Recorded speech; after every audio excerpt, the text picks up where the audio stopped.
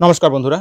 সম্প্রতি চীন তার নতুন স্টেলথ ফাইটার জেট উড়িয়ে আমেরিকা সহ গোটা বিশ্বের দৃষ্টি আকর্ষণ করার চেষ্টা করে, যেটি 6th জেনারেশন ফাইটার জেট বলে মনে করা হয়।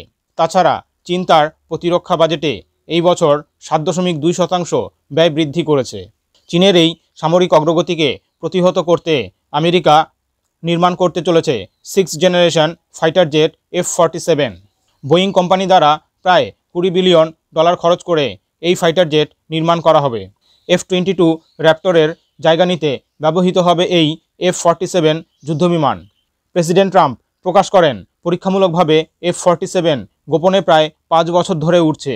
তিনি আরও বলেন, এই বিমান হবে এখনও পর্যন্ত নির্মিত সবচেয়ে উন্নত, সবচেয়ে শক্তিশালী এবং বিধ্বংসী যুদ্ধবিমান।